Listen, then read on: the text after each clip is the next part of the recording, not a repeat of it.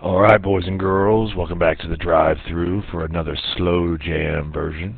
This one's going out to Liam over there, who's been waiting on this question for quite a while. Thank you, Liam. Alright, so this is a good little physics problem, like not completely realistic, but it's a good way to practice what the heck these vectors are doing. So, we got a particle is traveling 15 kilometers per hour south, due south, at 15 kilometers per hour. So we need to represent that as a vector. Well, the length of the vector should be 15 units. And luckily, it's going due south. So we're going to call this 0, negative 15. The magnitude of that vector is 15. The direction is directly south. Okay, now, you have an easterly wind of 30 kilometers per hour. Okay, ViewSonic. So the wind is creating more of a force than the motion.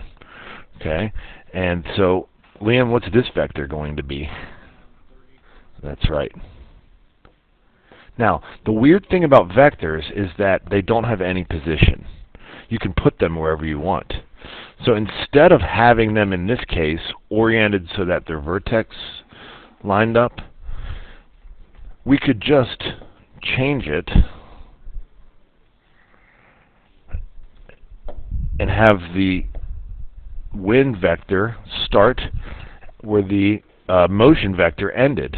Okay, so it's still 30, 0 because it's a two-dimensional thing. It doesn't matter where it is. All right, so I like, whenever we're adding them, I like to do it that way because the resultant vector, if we could just call this one U and we call this one V,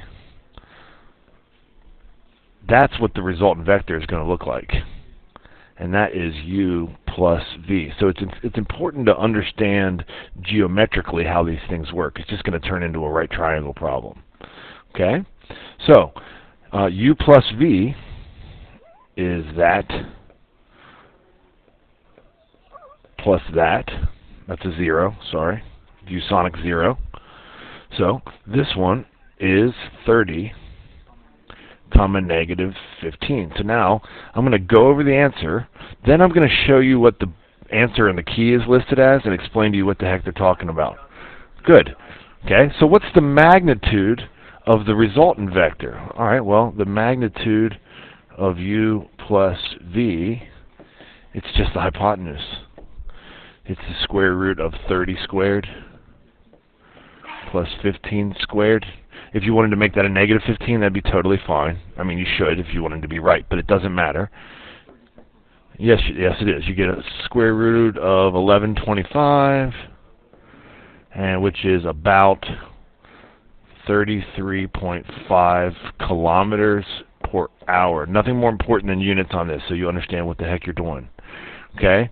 So, now we know what the magnitude of the motion is, which makes sense. This thing is moving 15 kilometers per hour on its own. It's being blown in a completely different direction at a rate of 30, so it's being given quite a boost by the wind. Now, how can we describe the direction? There's a lot of ways you could answer this question. First of all, let me just pull up with... Here's the answer that the answer key has. It's 330 degrees and 26 minutes. You remember geometry? So, this is degrees, minutes, seconds, which is something our geometry students are kind of freaking out about right now. It's not a big deal. But let's put this on the axis. So, let me just drop that real quick. And our resultant vector was 30, negative 15, right?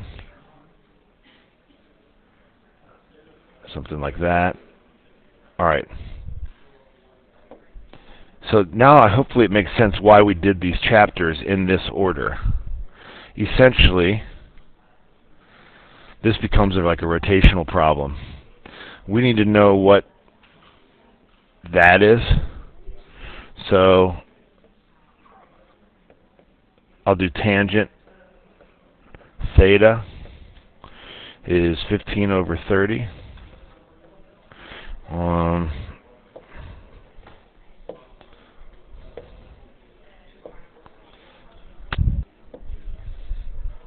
Okay, so we're going to do tangent inverse of each side. So theta is the tangent inverse of 1/2 of 15 over 30.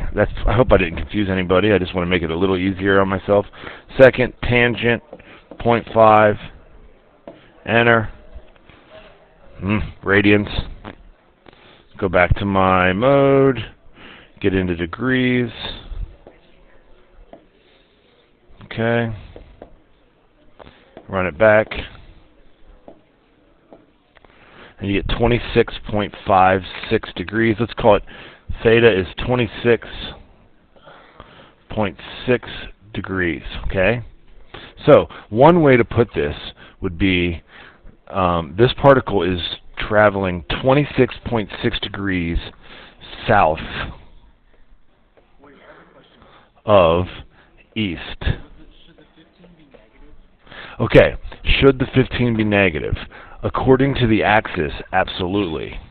It's all about how we interpret the answer. So I just keep it like in regular old right triangle trig. But if you did, let's see what our calculator would give us. Because notice I interpreted that as south of east, so I insinuated the negative answer. What's the calculator give us if it's second tangent of negative 0.5? Because technically you are right about that. I bet it's going to give us negative 26 degrees. Yeah, okay? So it doesn't really matter as long as you know what you're doing. I just interpreted it as an upside down right triangle, and I just did straight up geometry SOHCAHTOA. The second way we did it is more of a pre-calc way to do it, but it's really important that there's no difference. The book gave you this answer.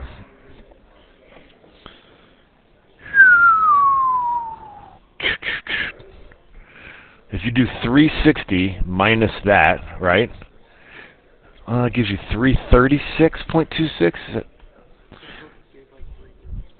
333? Let's see what the answer says. Oh, yes. Okay, perfect. Okay, so watch this. Let's do 360 minus 26.6.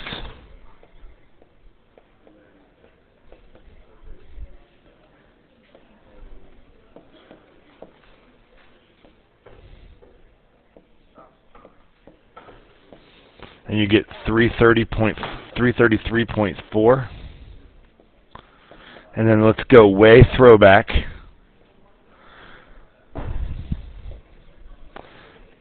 To geometry. Go up to angles. Change it to degrees, minutes, seconds. And that's how they got that answer. Got it?